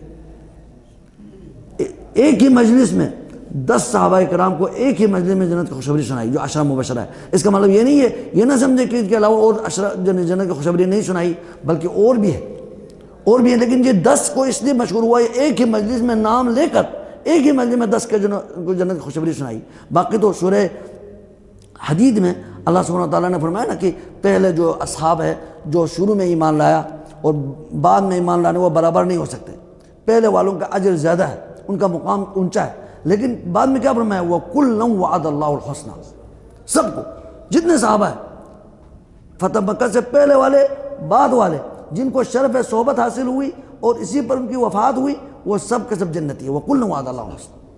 یہ ہے صحابہ کرام جن کے منہج کو خود اللہ نے، اس کے رسول نے، ایک حدیث میں نے صحیح حدیث ہے، مشہور حدیث ہے، یہود جو نا 71 فرقوں میں بٹک گئے، نصارہ 72 فرقوں میں بٹک گئے، میری امت 73 فرقوں میں بٹک جائے گی، سب جہنمی ایک جنتی۔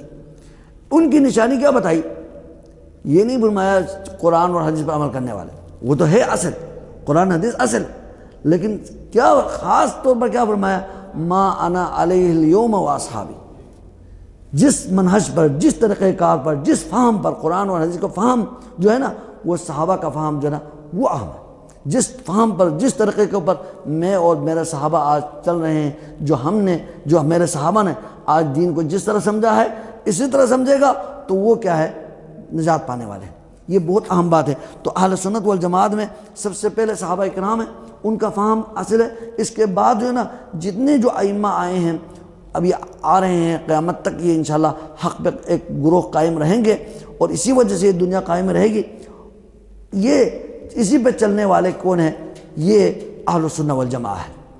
تو اہل سنت والجماعہ کا جو طریقہ کار ہے، یعنی اسماء و صفات میں، ان کے بارے میں علماء نے تو واضح طور پر ان کا منہج مختصر طور پر ذکر کیا ہے کہ وہ یہ ہے کہ اہل سنت والجماعہ جو نا وہ تمام اللہ سبحانہ وتعالیٰ کے جو قرآن میں جو اسماء ہیں، صفات ہیں، اور حدیث میں جو اللہ کے نبی نے بیان فرمایا یا اللہ سبحانہ وتعالیٰ نے اپنی کتاب میں بیان فرمایا اور اس کے رسول صلی اللہ علیہ وسلم نے جو بیان فرمایا، ان تمام اسماء حسنہ کو مانتے ہیں، من و ان مانتے ہیں، جس طرح اللہ اس کے رسول نے بیان فرمایا۔ اس میں وہ تحریف سے کام نہیں لیتے، من غیر تحریف سے کام نہیں لیتے، ولا تعطیل اور انکار سے کام نہیں لیتے، اور من غیر تکییف، اس میں کیفیت بیان نہیں کرتے، ومن غیر تمثیل، اس میں ان اسماء و صفات کو مانتے وقت مثال بھی نہیں دیتے۔ اصل میں علماء نے اہل سنت والجماعت کے منہج بیان کرتے ہوئے ان باتوں کو اس لیے ذکر کیا کیونکہ جو دوسرے فرقے ہیں نا، فرق باطلہ، بدعتی فرقے جو حق سے ہٹ گئے، ان سب میں یہ مسائل ہیں۔ وہ اسماء حسنہ کو ظاہری طور پر مانتے ہیں، لیکن کچھ تعطیل کے شکار ہیں، کچھ تحریف کے شکار ہے، کچھ تکییف کے شکار ہے، کچھ الحاد کے شکار ہے، اس وجہ سے گمراہ ہو گئے۔ اسی لیے علماء نے فرمایا کہ یہ جو اہل سنت والجماعہ ہے، جو تمام اسماء حسنہ، ثابت اسماء حسنہ اور صفات کو مانتے ہیں، من و ان، اسی طرح مانتے ہیں جس طرح اللہ نے اپنے بارے میں فرمایا، اپنے ذات کے وصف اور اپنے نام تجویز کی بیان فرمایا، اسی طرح مانتے ہیں جس طرح اللہ کے رسول صلی اللہ علیہ وسلم نے بیان فرمایا، اسی طرح مانتے ہیں۔ اس میں وہ تحریف، تعطیل اور تمثیل، تکییف، اس سے وہ کام نہیں لیتے، ان سے وہ دور رہتے ہیں، بلکہ اللہ سبحانہ وتعالیٰ کا جو فرمان ہے یہ بالکل ہی اہل سنت والجماعت کا ایک اصل الاصول ہے۔ اللہ سبحانہ وتعالیٰ نے سورہ شورا 7 آیت نمبر 7 الشورا آیت نمبر 7 میں کیا فرمایا؟ لیس کمثلہ شیء وہو السمیع البصیر۔ یہ بہت ہی اہم اہل سنت کا ایک دلیل ہے۔ لیس کمثلہ شیء، اللہ کی طرح کوئی شے اللہ کے مشابہ مثل والے نہیں ہے، اللہ کی طرح کوئی نہیں، لیکن وہو السمیع البصیر، اور وہ السمیع بھی ہے البصیر بھی ہے۔ اللہ تعالیٰ بہت زیادہ سننے والے اور بہت زیادہ خوب دیکھنے والے ہیں، لیکن اللہ تعالیٰ کے جو صفت سمع ہے وہ بشر کی، انسانوں کی، کسی مخلوق کی نعوذ باللہ اس طرح نہیں ہے۔ لیس کمثلہ شیء، پہلے مثالوں سے، تمثیل سے، مشابہت سے یہ اس کی نفی کی، تنزیہ کی، پھر اس کے بعد جو ہے نا وہ اسماء اور صفات کو ثابت کیا۔ السمیع ہے تو اللہ کے صفت سمع ثابت ہے، البصیر جو اللہ کے نام میں صفت بصر ثابت ہو رہی ہے، تو پہلے تنزیہ ہے پھر اس کے بعد اثبات کیا۔ تو یہ اہل سنت والجماعت کا جو ہے نا وہ منہج ہے۔ اسی طرح وہ اہل سنت والجماعت جو ہے نا اللہ سبحانہ وتعالیٰ سے وہ تمام عیوب اور نقائص کی نفی کرتے ہیں جن کی اللہ سبحانہ وتعالیٰ نے خود اپنے سے نفی کی ہے، ان اولاد کا یعنی مقرر کرنا یا شریک، ند، اور اسی طرح ہر نقائص جو اللہ اس کے رسول نے اللہ تعالیٰ سے جو اللہ کو تنزیہ کی ہے، اللہ کو پاکیزگی بیان کی ہے، ان تمام چیزوں کو وہ اس سے پاک کرتے ہیں، اللہ سے نفی کرتے ہیں، صفت کمال کو مانتے ہیں، اس بات کرتے ہیں، اور جو نقائص والے جو اللہ اس کے رسول نے اس کی نفی کی ہے ان سب سے وہ کیا کرتے ہیں؟ اس سے انکار کرتے ہیں، اور وہ الحاد سے کام نہیں لیتے۔ اب ہم آتے ہیں، تھوڑا سا وضاحت کی ضرورت ہے کہ جو تحریف نہیں کرتے، تحریف کسے کہتے ہیں؟ اور یہ جو بدعتی فرقے اس تحریف میں ملوث ہوئے ہیں، تحریف کیا چیز ہے؟ تحریف کہتے ہیں لغت میں تو حرف الشیء، کسی چیز کو پھیرنا، اس کے اصل جو رخ سے پھیرنے کو کہتے ہیں تحریف۔ اور یہ تحریف جو نا اس کی جو اصطلاحی جو شرعی تعریف کی ہے وہ یہ ہے کہ ایک واضح عربی زبان میں کسی کلمہ کا ایک واضح معنی ہے، اس واضح معنی سے اس کے سیاق و سباق بھی یہی بتا رہا ہے کہ اس کا مطلب یہ ہے، اس سیاق و سباق سے واضح ایک معنی مفہوم واضح ہو رہا ہے، اس معنی کو چھوڑ کر کوئی اور ایک معنی لینا، یہ تحریف کہتے ہیں۔ اب بلکہ تحریف کی دو قسمیں ہیں، ایک تحریف لفظی ہے جو باقاعدہ لفظ میں تحریف کرتے ہیں، جس طرح کچھ بدعتیوں نے کیا کیا، وَكَلَّمَ اللَّهُ موسیٰ، تکلیمہ ہے نا قرآن میں، تو اللہ نے موسیٰ سے ہم کلام ہوئے، اللہ ہم کلام ہوئے، یہاں تو صفت کلام ثابت ہو رہا ہے اللہ تعالیٰ کی، لیکن کچھ نے کیا کہ کلام کی، اللہ تعالیٰ کی صفت کلام کی نفی کی۔ اب وہ اس آیت کو نعوذ باللہ انہوں نے تحریف کی، انہوں نے کہا یہ وَكَلَّمَ اللَّهَ موسیٰ ہے، یعنی موسیٰ نے اللہ سے بات کی، اللہ نے موسیٰ سے بات نہیں کی، یعنی اس کو مفعول بنایا نا، ویسے کلم اللہ ہوئے قرآن میں کلم اللہ، اللہ نے ہی بات کی، تو اس سے اللہ کے صفت کلام ثابت ہوتی ہے، تو انہوں نے کلم اللہ قید کیا، یعنی یہ تحریف معنوی ہے۔ اور تحریف جو وہ تحریف لفظی ہے جو انہوں نے لفظ میں ہی انہوں نے ہیر پھیر کیا، اور یہ یہودیوں کی صفت ہے، اگرچہ یہ قرآن میں تو ثابت نہیں کر سکا، لیکن وہ اپنے تشریح کرتے وقت لوگوں کو یہ بتاتے ہیں، یہ اصل میں اس کا مطلب یہ ہے۔ اور تحریف جو معنوی ہے وہ تو بہت زیادہ ہے، مثلا اللہ تعالیٰ کی صفت ید ہے، اس کو قدرت سے تعبیر کرتے ہیں، یعنی وہ تاویل بنتی ہی نہیں ہے۔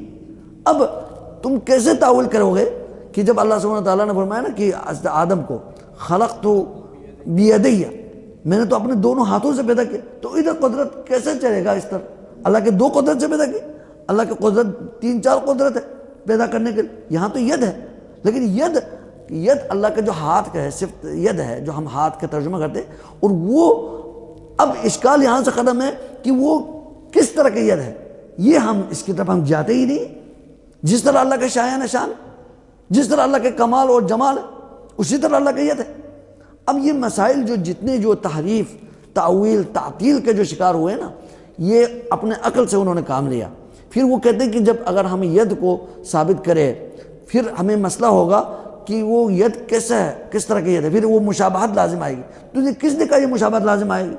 کیوں لازم آئے گی؟ اللہ خود فرماتے ہیں اللہ کی طرح کوئی نہیں ہے، اور اللہ تعالیٰ کے اسماء حسنہ ہے، صفات ہے، وہ سمیع البصیر ہے۔ یہ ابھی آیت میں یہ بات آئی ہے کہ اب یہ جو اہل سنت کا جو منہج ہے نا بہت ہی یعنی سکون والا منہج ہے، اس میں راحت ملتی ہے انسان کو، یعنی کوئی وسوسہ نہیں ہے، بس ہم مانتے ہیں اسی طرح جو اللہ نے بیان فرمایا، اللہ کے صفات موجود ہے، اسماء حسنہ کا معنی یہ ہے، مطلب یہ ہے، کیونکہ ان کے جو الفاظ ہیں نا، الفاظ قرآن عربی زبان میں، عربی زبان کے معنی ہیں، ہم معنی کو تو نفی نہیں کرتے، معنی کے ہم نفی نہیں کرتے۔ اور یہ ایک بعض فرقہ ہے جو مفوضہ کہتے ہیں، وہ کہتے ہیں معنی ہم اللہ کے نام کو تسلیم کریں گے، السمیع ہے، لیکن اللہ کے جو صفت السمع ہے نا اس کے معنی ہم نہیں جانتے، وہ اللہ ہی جانتے، یہ بھی غلط ہے۔ معنی واضح ہے، اہل سنت والجماعہ صحابہ کرام معنی کو جانتے تھے، لیکن اس معنی کی حقیقت، اس کی گہرائی، اس کی کیفیت یہ ہم نہیں جانتے، اس کو ہم تفویض کرتے ہیں، وہ اللہ کا شکر کرتے ہیں۔ یہ اصل جو منہج ہے۔ استوى علی العرش، اللہ سبحانہ وتعالیٰ عرش پہ مستوی ہوا، تو استوى علی العرش کا مطلب کیا ہے؟ اللہ تعالیٰ مستوی ہے، اس پر قرار پایا، عربی زبان میں قرار پانے کو کہتے ہیں، لتستووا علی ظہوری، یعنی اونٹ کے جو اوپر بیٹھ جائے، قرآن میں ہی آیا علی ظہوری، تو استوى علی العرش اسی طرح اسلوب میں آیا ہے، عرش پر مستوی ہے، لیکن اب کیسے مستوی ہے، ادھر سے لوگ گمراہ ہو گئے۔ اسی لیے امام مالک رحمۃ اللہ علیہ ایک درس دے رہے تھے مدینہ میں، مسجد نبوی میں، تو ایک بندہ آیا باہر سے، اس نے کہا کیف استوى علی العرش، کیسے اللہ عرش پر مستوی ہے؟ تو آپ نے کیا فرمایا؟ الاستواء معلوم، الاستواء معلوم، استواء کا معنی معلوم ہے، لیکن والکیف عنہ مجہول، اس کی کیفیت کیسے، یہاں سے لوگ گمراہ ہو جاتے ہیں، پھر وہ مثال دینا شروع کرتے ہیں، پھر وہ مثال سے ڈرتے ڈرتے بچتے بچتے ادھر وہ ضلالت میں پھنس جاتا ہے۔ کیف مجہول، کیفیت مجہول ہے، کس طرح، یہ غلط ہے، یہ پوچھنا غلط ہے، بلکہ آپ نے فرمایا والسؤال عنہ بدعہ، اس طرح کی کیفیت کے بارے میں، اس طرح کی پھر آگے جا کے گہرائی میں جانا، یہ تو ہمیں بتایا نہیں، صرف یہ بتایا کہ استوى علی العرش، عرش پر مستوی، تو ذات کے لحاظ سے عرش پر مستوی، تو پھر اسی طرح مانے تسلیم کرے جس طرح اللہ نے بیان فرمایا۔ یہ اصل میں اہل سنت کا، یہاں سے میں یہ بھی دوبارہ بتا رہا ہوں کہ اہل سنت کا جو منہج ہے نا، وہ معنی کو مانتے ہیں، اور پھر وہ کہتے ہیں کہ اس کے معنی کی حقیقت، اس کی کیفیت یہ اللہ تعالیٰ ہی جانتے ہیں، اللہ کے جس طرح کمال جمال کے مطابق وہی نام ہے، وہی معنی ہے اس کے اندر موجود ہے، ہم اسی طرح مانتے ہیں جو اللہ کے شاعر سے، کیونکہ ہمیں بتایا اسی طرح، استوى علی العرش بتایا، ید بتایا، لیکن ہمیں حقیقت نہیں بتائی، اس طرح کی نہیں، جس طرح علماء فرماتے ہیں کہ یہ الکلام فی الاسماء والصفات کالکلام فی الذات، ایک قاعدہ ہے، میں انشاءاللہ آگے بھی بتاؤں گا کہ یہ جو اسماء حسنہ میں جو جتنے بحث ہے نا، یہ بحث کا جو نا اصل وہ جس طرح ذات کی طرح ہے، جس طرح ہم اللہ کو ذات کے مانتے ہیں نا، وہ تو تمام بدعتی فرقے میں اللہ کے ذات ہے، سب مانتے ہیں، جس طرح ہم اللہ کے ذات مانتے ہیں، وہ اللہ کے ذات دنیا کے مخلوق کے ذوات کے مشابہ نہیں ہے، اسی طرح ہم اللہ کے تمام اسماء حسنہ کو مانیں گے، اور اللہ تعالیٰ کے صفات کو مانیں گے جو کہ کسی کی مخلوق کے صفات کے مشابہ نہیں، وہ تو اپنے کمال اور جمال کے مطابق ہے، شایان شان ہے، جو اپنے شایان شان ہے، بس ادھر سے بس ہم فارغ ہو گئے، ہمیں راحت ملی۔ لیکن وہ لوگ جو نا آگے جا کے مثالیں دیتے ہیں، اگر یہ مانے گا تو وہ تشبیہ لازم آ جائے گی، پھر وہ آگے سے کیا کرتے ہیں، وہ تحریف کرتے ہیں، انکار کرتے ہیں، یا اس کے معنی غلط بتاتے ہیں، اور کوئی معنی وہ بتا دیتے ہیں، وہ بھی ڈر کر، تشبیہ سے ڈر کر، وہ تشبیہ کو نکالو پہ سرے سے، تشبیہ ہے ہی نہیں ہے، اسماء حسنہ کو ماننے میں تشبیہ لازم نہیں آتی، ہم بس اتنا ہی کہیں گے جس طرح اللہ کے شایان شان ہے۔ تو یہ تحریف بھی جو نا وہ تشبیہ کے ڈر سے وہ تحریف کرتے ہیں، اس کو ہیر پھیر کرتے ہیں، اس کو اپنی طرف سے اس کا معنی مراد لیتے ہیں جو کہ وہ مرجوح ہوتا ہے، سیاق و سباق کے لحاظ سے مرجوح ہوتا ہے۔ اسی طرح جو تعطیل ہے، اہل سنت تعطیل سے کام نہیں لیتے، تعطیل کیسے کہتے ہیں، ویسے انکار کرنا، تعطیل جو ہے نا عطل سے مشتق ہے، جو کہ بالکل فارغ ہونا، ترک کرنا، اس کو کہتے ہیں۔ اسی سے قرآن میں آیا نا وَبِئْرٍ مُعَطَّلَةٍ، یعنی وہ کنواں جو بالکل ناکارہ ہو گیا ہو، لوگوں نے اس کو چھوڑ دیا ہو، وہ ویران ہو گیا، اس کی طرف پانی لینے کے لیے وہ لوگوں نے چھوڑ دیا، بالکل خشک ہو گئی، اس کو کہتے ہیں بِئْرٍ مُعَطَّلَةٍ، اسی سے لفظ تعطیل ہے۔ اور تعطیل کہتے ہیں اسماء و صفات میں تعطیل سے مراد کیا ہے؟ صفات میں تعطیل یہ ہے کہ تمام اللہ سبحانہ تعالیٰ کی صفات کی نفی کرنا، جس طرح جہمیہ نفی کرتے ہیں، اللہ کی صفات کو مانتے ہی نہیں، سرے سے انکار کرتے تھے، اور اہل سنت والجماعت ایسا نہیں کرتے، بلکہ تمام اسماء حسنہ اور صفات علی کو مانتے ہیں جس طرح اللہ کے شایان شان ہے۔ تو یہ تعطیل سے بھی کام نہیں لیتے۔ اب یہاں علماء نے ایک بحث کی ہے، تحریف اور تعطیل میں کیا فرق ہے؟ تحریف تو کہتے ہیں اس کے جو نا اصل معنی کو چھوڑ کر غیر اصل معنی، غیر متبادل معنی کا تعویل کرنا، تحریف کرنا، یہ ہے تحریف. اور تعطیل بالکل سرے سے انکار کرنا. لیکن کہتے ہیں کہ جو تحریف ہے نا، تحریف کے اندر بھی تعطیل آتی ہے. کیسے؟ جو تحریف کرتے ہیں نا کہ یہ معنی ید سے مراد قدرت ہے، تو انہوں نے اصل اللہ کے صفت ید کے تو انکار کیا نا، پھر وہ اپنی طرف سے وہ اس کا مطلب معنی اور مراد انہوں نے بیان کرنے کی کوشش کی. یہ ہے کہا انہوں نے، یہ کہاں سے لایا ہے؟ تو اس میں تحریف میں بھی تعطیل آ جاتی ہے، کیونکہ وہ اصل جو معنی ہے اس کا وہ انکار کر رہے ہوتے ہیں. پھر وہ تحریف سے کام لیتے ہیں، پھر اس سے مراد اپنی طرف سے وہ مراد لیتے ہیں. تو تحریف کے اندر بھی تعطیل آتی ہے اور تعطیل میں بھی تحریف آتی ہے. تو یہ دونوں جو ہے نا ایک لازم ملزوم ہے. اسی لیے علماء نے کہا کہ جو ہے نا یہ ان دونوں کے درمیان عموم خصوص مطلق کی نسبت ہے، کیونکہ تعطیل عام ہے تحریف سے. جب بھی تحریف ہوگی اس میں تعطیل بھی ہوگی، لیکن جس میں تعطیل ہو اس میں سب میں تعطیل ہو، تحریف ہونا لازمی نہیں ہے. کچھ تعطیل ایسے کہ سرے سے انکار کر، تحریف کی ضرورت ہی نہ پڑے، وہ تو صرف تعطیل ہوگی، اس میں ایک خاص معنی ہے. جبکہ تحریف میں تعطیل ہوتی ہے، ہر تعطیل میں تحریف نہیں ہوتی. اس طرح علماء نے اس میں بحث کی ہے. تو سلف کا جو منہج ہے وہ بالکل واضح ہے. اور آگے جا کے فرمایا کہ وہ تمثیل سے بھی کام نہیں لیتے، مثال بھی بیان نہیں کرتے. یعنی اللہ کی صفت فلان صفت مخلوق کی صفت کی طرح ہے، نعوذ باللہ، یہ حرام ہے، جائز نہیں ہے.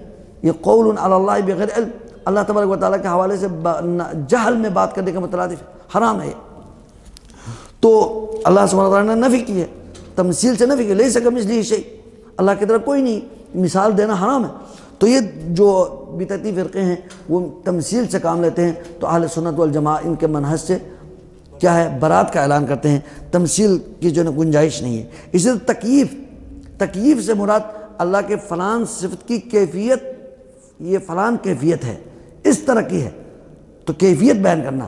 یہ بھی اگرچہ اللہ تعالیٰ کی جو صفات اسماء حسنہ صفات کی کیفیت تو ہے، وہ اللہ ہی جانتے ہیں، لیکن ہمیں پتہ نہیں ہے کیفیت کے بارے میں. اور اس طرح کی بات کرنا، اپنے عقل سے بات کرنا، پھر وہ تشبیہ لازم آتی ہے کہ پھر کیفیت میں بھی تشبیہ لازم ہے، پھر اس کے بعد انکار کرنا، یہ سارے جو ہے نا ضلالت ہے، گمراہی ہے. اس لیے تکییف بھی جو ہے نا وہ درست نہیں ہے، جس سے اہل سنت والجماعت جو ہے انکار کرتے ہیں. اب یہاں سے معلوم ہوا کہ جو ہے نا اہل سنت والجماعت جو ہے نا ان تمام جو مناہج ہے، جو بعد میں لوگوں نے منہج اختیار کیا، کچھ لوگوں نے تعطیل کے شکار ہوئے، کچھ جو ہے تمثیل کے شکار ہوئے، کچھ تحریف کے شکار ہوئے، کچھ تکییف کے شکار ہوئے، کچھ الحاد کے. الحاد تو سب کے لیے جامع ہے. اسی لیے اللہ سبحانہ وتعالیٰ نے قرآن میں کیا فرمایا؟ سورہ الاعراف 180 نمبر آیت، یہ بالکل واضح ہے، وَلِلَّهِ الْأَسْمَاءُ الْحُسْنَى فَادْعُوهُ بِهَا. اللہ کے بہت ہی عمدہ خوبصورت نام ہے، ان ناموں سے تم پکارو. وَذَرُوا الَّذِينَ يُلْحِدُونَ فِي أَسْمَائِهِ، واضح طور پر فرمایا ان لوگوں کو چھوڑ دو، ان سے لا تعلقی کا اظہار کرو، ان سے برات کا اعلان کرو، جو کیا کرتے ہیں؟ جو اللہ تعالیٰ کے اسماء میں الحاد سے کام لیتے ہیں، کجروی اختیار کرتے ہیں. کجروی الحاد کسے کہتے ہیں؟ علماء نے اس کی بہت بڑی تفصیل کی ہے.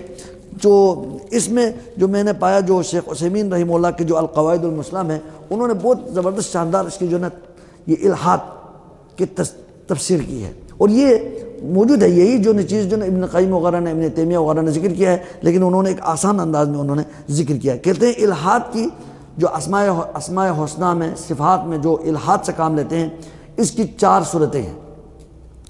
ایک صورت تو یہ ہے کہ جو اللہ سبحانہ تعالیٰ کے جو آیات صفات ہے، آیات احکام ہیں، اسماء و صفات کی آیات ہے، ان کا بالکل سرے سے انکار کرنا. جیسے جہمیہ جو ہے نا وہ انکار کرتے ہیں، تمام صفات کے انکار کرتے ہیں.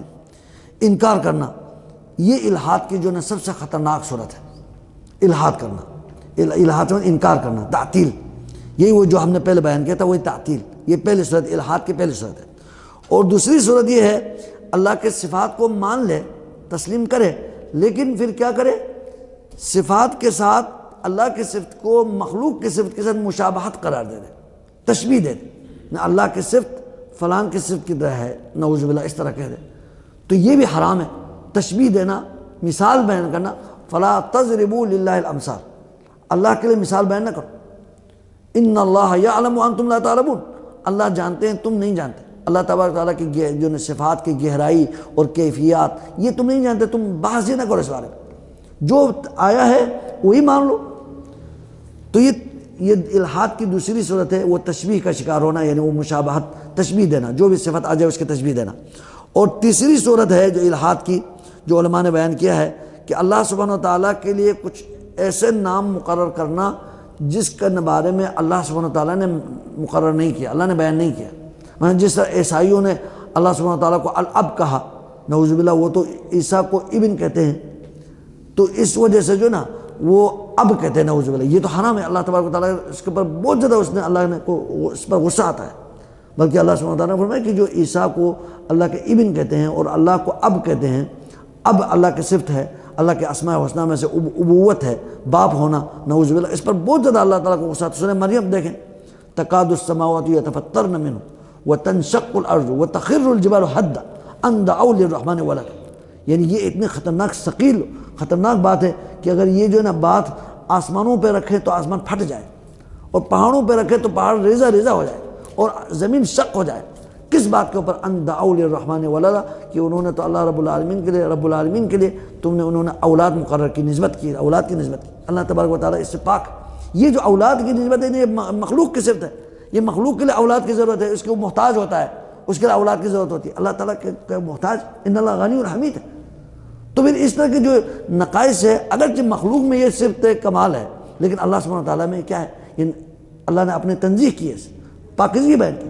تو یہ تشبیہ سے جو نا، یا یہ ہے تیسری صورت تھی کہ اللہ سبحانہ و تعالیٰ کے لیے جو نا وہ اس طرح کے نام تجویز کرنا جو اللہ نے اپنے لیے نام تجویز نہیں کی، جو اللہ نے اپنے آپ کے لیے نہیں، اس میں تو بہت سارے ہم خود اپنے طرف سے نام تجویز کرنا شروع کریں تو پھر وہ جو ہے نا بہت زیادہ غلط ہو جاتا ہے، اور ہم جو نا اپنی عقل سے سوچ رہے ہوتے ہیں، وہ اللہ تعالیٰ کے اس میں توہین سامنے آتی ہے، اس لیے یہ حرام ہے۔ یہ بھی الحاد کی صورت ہے جو اللہ تعالیٰ نے منع فرمایا ہے۔ اسی طرح جو یہ فلسفی لوگ کہتے ہیں العلۃ الفاعلہ، یعنی سارے کام کرانے والا، العلۃ الفاعلہ، اللہ کا ایک نام تجویز کیا انہوں نے، یہ بھی حرام ہے۔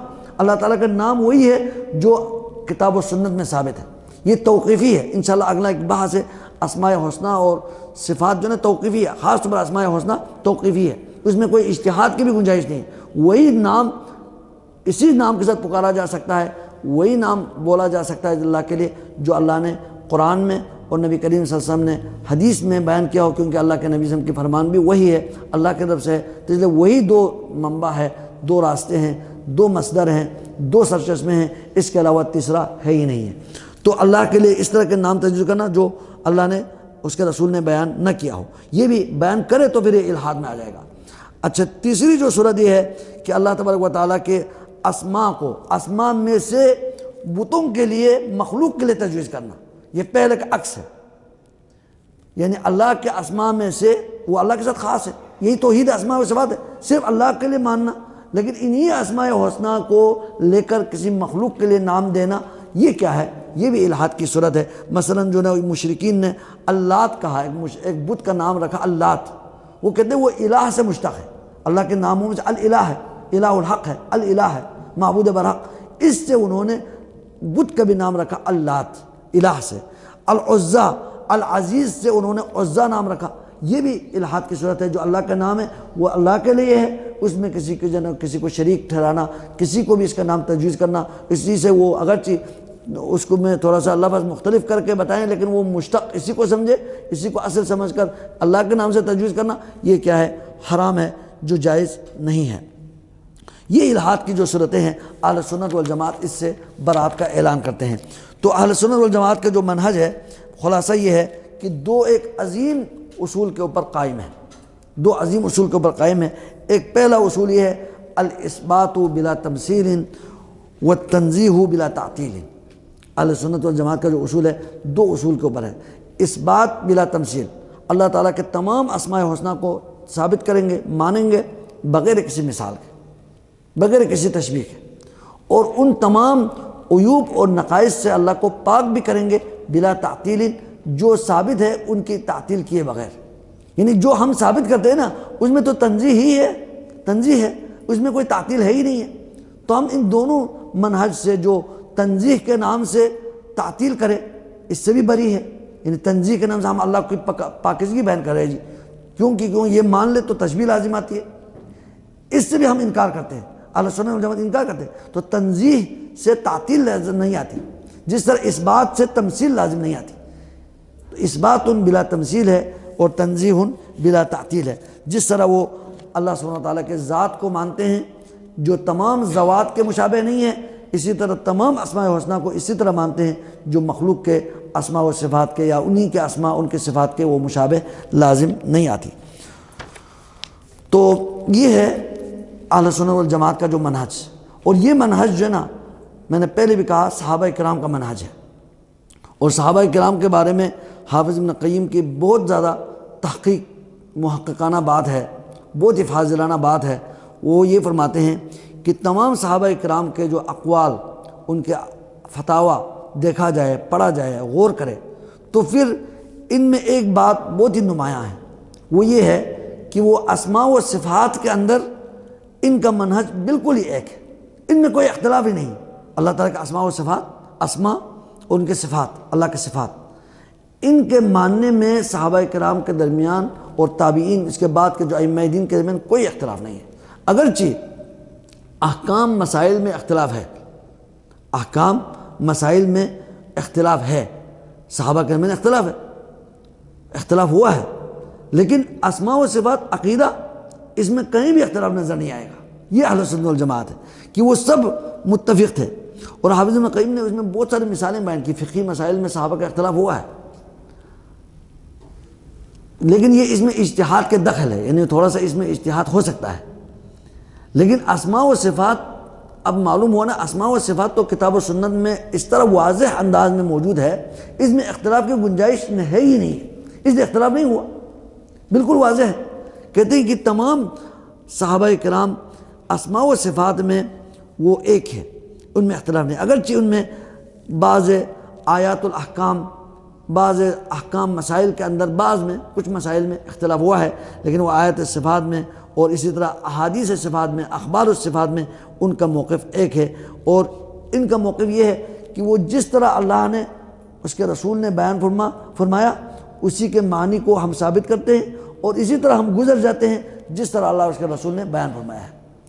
تو اس میں جو ہے نا وہ بالکل ہی سب ایک ہے۔ اب یہاں سے معلوم ہوا نا کہ یہ جو مسئلہ ہے نا، اسماء و صفات والا مسئلہ ہے، وہ بالکل ہی واضح ہے، اللہ اور اس کے رسول نے اس کو واضح کر دیا ہے، اجتہاد کے لیے لوگوں کے لیے چھوڑا ہی نہیں، لوگوں کے لیے اس کو یہ کیا ہے، چھوڑا ہی نہیں، خود بیان فرمایا، اس لیے جو ہے بالکل ہی واضح ہے۔ تو اسماء، لیکن یہ ضرور ہے اسماء و صفات کی گہرائی اور کیفیت، حقیقت، اس کی طرف وہ جاتے ہی نہیں۔ اب اس کی طرف نہ جائیں تو پھر وہ مسئلہ ہی نہیں پیدا ہوتا۔ یہ تمام صحابہ کرام کا جو ہے نا منہج ہے۔ اسی لیے جو نا امام ابو المظفر السمعانی، ایک مشہور ایک امام ہے اہل سنت والجماعت کے، وہ کہتے ہیں کہ یہ اہل الحدیث ہے، یہ اہل سنت والجماعت ہے۔ آپ ان کی کتابوں کو دیکھ لیں، مطالعہ کریں، شروع سے لے کر آخر تک، شروع سے لے کر آخر تک جن کی کتابیں ہیں، تمام کتابوں کا آپ مطالعہ کریں تو آپ کو ان کتابوں میں، ان کے مسائل میں اسماء و صفات کے حوالے سے ان کو کہیں بھی اختلاف نظر نہیں آئے گا۔ اگرچہ یہ ان کے جو ہے نا شہر اور ان کے علاقے مختلف ہیں، کوئی مشرق میں رہتے ہیں، کوئی مغرب میں رہتے ہیں، کوئی شمال میں رہتے ہیں، کوئی جنوب میں رہتے ہیں، کوئی پہلے گزر چکے ہیں، کوئی ابھی آنے والے ہیں، ان تمام لوگوں کے زمانہ بھی مختلف ہو، جگہ بھی مختلف ہو، لیکن اہل سنت والجماعت کا یہ منہج ہے کہ وہ کبھی بھی ان کے درمیان عقیدوں کے مسائل میں کوئی اختلاف ہمیں نظر نہیں آئیں گے۔ وہ ایک ہی منہج کے ماننے والے ہیں، اور ان کے سے جتنے آثار مروی ہیں ان میں بھی کوئی اختلاف نہیں ہے، سب کے سب۔ کیا اس سے بڑھ کر کوئی حق کے لیے کوئی اور دلیل ہو سکتی ہے؟ کیا اس سے بڑھ کر کوئی اختلاف نہیں ہے؟ سب میں اتفاق ہے۔ اسی لیے اللہ سبحانہ وتعالیٰ نے فرمایا نا، افلا یتدبرون القرآن ولو کان من عند غیر اللہ لوجدوا فیہ اختلافا کثیرا۔ کیا قرآن پہ غور نہیں کرتے؟ یہ اگر اللہ کے علاوہ کسی اور کی طرف سے یہ قرآن ہوتا تو بڑے اختلاف پاتے، لیکن یہاں اس میں کوئی اختلاف نہیں ہے۔ تمام صحابہ کا، اور اس کے بعد تابعین کا، اس کے بعد تبع تابعین کا، اس کے بعد ائمہ دین کا، محدثین کا، جنہوں نے انہی منہج کو فالو کیا، ان میں کسی کے اندر اس اسماء و صفات میں اختلاف نہیں ہے۔ اب اس کے اختلاف کی وجہ کیا ہے؟ اس کی وجہ یہ ہے کہ ان کا مصدر ایک ہے، وہ کتاب و سنت ہے، وہ کتاب و سنت سے لیتے ہیں، اور صحابہ کے منہج کے مطابق لیتے ہیں، اب اختلاف بنتا ہی نہیں ہے، وہ ایک ہی ہے۔ لیکن جب کہ یہ بدعتی لوگ وہ اپنے عقل سے لیتے ہیں، ایک کی عقل کچھ اور ہوتی ہے، ایک کی عقل کچھ اور ہوتی ہے، عقل تو مختلف ہے، تو اس لحاظ سے ان کے منہج میں مختلف ہے۔ ایک تعطیل کے شکار ہے، ایک تمثیل کے شکار ہے، ایک تکییف کے شکار ہے، دوسرا الحاد کے مختلف صورتوں میں پھنسے ہوئے ہیں۔ تو پھر کیا کرتے ہیں؟ وہ ایک دوسرے کو بھی کافر کہتے ہیں، بدعتی کہتے ہیں، فاسق فاجر کہتے ہیں، ضلالت کے جو نا وہ بہتان لگاتے ہیں، جبکہ اہل سنت والجماعت کیا ہے؟ وہ ان کا منہج ایک ہے، ان کا طریقہ کار ایک ہے، فہم ایک ہے، سر چشمہ ایک ہے، اس لیے کہیں بھی ہمیں ان میں اختلاف نظر نہیں آتے۔ تو حافظ ابن قیم رحمۃ اللہ علیہ نے جو الصواعق المرسلہ، ایک بہت شاندار کتاب ہے، الصواعق المرسلہ علی الجہمیۃ والمعطلہ، جو ایک سخت جو نے کیا ہے بیجی ہوئی جو کڑک ہے، بجلی ہے، جو کس پر بجلی برسائی ہے؟ یہ معطلہ اور جہمیہ کے اوپر۔ یہ ایک بہت شاندار کتاب ہے۔ انہوں نے ان تمام اہل بدعت کے جو نے ایک ایک جو نے ان کی جو رائے ہے، ان کا منہج ہے، ایک ایک کے اوپر انہوں نے کتاب و سنت سے شاندار دلائل دے کر ان کے اوپر سب کے اوپر رد کیا ہے، ان کو ختم کیا، راکھ کر دیا دلائل کی روشنی میں۔ تو پھر یہ اس کتاب میں انہوں نے لکھا ہے کہ جو ان کے جو اصل جو سبب، جو اتفاق کے جو سبب ہے اہل سنت کا، وہ ہے ان کا سر چشمہ ایک ہے، کتاب و سنت ہے، صحابہ کرام کے فہم ہے، اس لیے کہیں بھی ہمیں اختلاف نظر نہیں آتے۔ اب یہاں سے ہمیں معلوم ہوا کہ ہم اسماء و صفات کو جس طرح اللہ کے منشا اور اس کے رسول صلی اللہ علیہ وسلم کے منشا کے مطابق اگر ہمیں جاننا چاہیں، اس کی معرفت حاصل کرنا چاہیں، تو ہمیں اہل سنت والجماعت کا منہج اختیار کرنا ہوگا، اور ان میں سر فہرست صحابہ کرام کا منہج ہے۔ جس طرح حضرت عبداللہ بن مسعود رضی اللہ تعالیٰ عنہ کا اثر ہے، بہت شاندار اثر ہے، فرماتے ہیں من کان منکم مستنا فلیستن بمن قد مات، جو کوئی طریقہ اختیار کرنا چاہیں، دین اختیار کرنا چاہیں، منہج اختیار کرنا چاہیں، تو اس کے لیے چاہیے کہ وہ جو فوت شدگان ہے، جو صحابہ کرام ہیں، ان کے طریقے کو اپنائیں، کیونکہ جو زندہ لوگ ہیں ان میں کوئی فتنے کا وہ کیا ہوتا ہے، امن سے نہیں ہوتا، ممکن ہے کسی فتنے میں مبتلا ہو۔ لیکن جو فوت شدگان ہیں صحابہ، خاص طور پر صحابہ کرام، ان کے جو نا یہ تو اللہ کو پیارے ہوئے، اور وہ دنیا میں ہی چلتے پھرتے جنتی تھے، اور وہ انہوں نے دین کو اسی طرح سمجھا، وہ تو اللہ اور اس کے رسول کے سامنے ان کی تربیت ہوئی، ان کو تو اللہ اور اس کے رسول نے تزکیہ کی، ان کی صفائی بیان کی۔ ہم اسی لیے جو نا کسی صحابی کو محدثین کہتے ہیں، کسی صحابی کو ثقہ کہتے ہیں نا، یعنی اصل میں علماء جو نا جو حدیث کے جو روات ہے ان کے اوپر حکم لگاتے ہیں، یہ ثقہ ہے، یہ ضعیف ہے، یہ صدوق ہے، یہ حکم لگاتے ہیں، تاکہ جو اس کے بارے میں اس کے اوپر حدیث کے اوپر حکم لگایا جائے۔ تو کوئی جو نا کسی صحابی کو ثقہ کہے نا، تو علماء کہتے ہیں، محدثین کہتے ہیں یہ تو توہین ہے صحابی کے اوپر۔ ہم کون ہوتے ہیں جو اس کو ثقہ کہہ دیں؟ ہم کون ہوتے ہیں جو اس کو ایک ثقہ کہہ دیں، معتمد آدمی یہ کہہ دیں؟ ان کی تو توثیق، ان کی تو تزکیہ اللہ رسول نے بیان کی ہوئی ہے، تو ہم کون ہوتے ہیں جو اس کو ثقہ کہہ دیں؟ ثقہ کہنا ہی ان کے لیے کیا ہے؟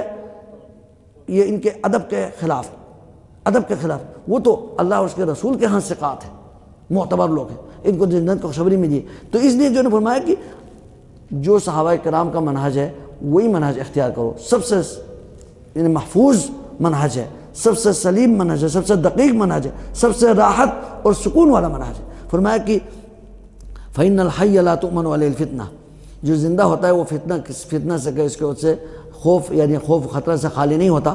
اولئک اصحاب محمد صلی اللہ علیہ وسلم، حضرت عبداللہ مسعود فرماتے ہیں کہ جو میرے مراد ان کے طریقہ اپنانے کے لیے میں نے جو کہا ہے، ان سے مراد اصحاب محمد صلی اللہ علیہ وسلم ہے، کیونکہ فرمایا کہ یہ لوگ کون تھے؟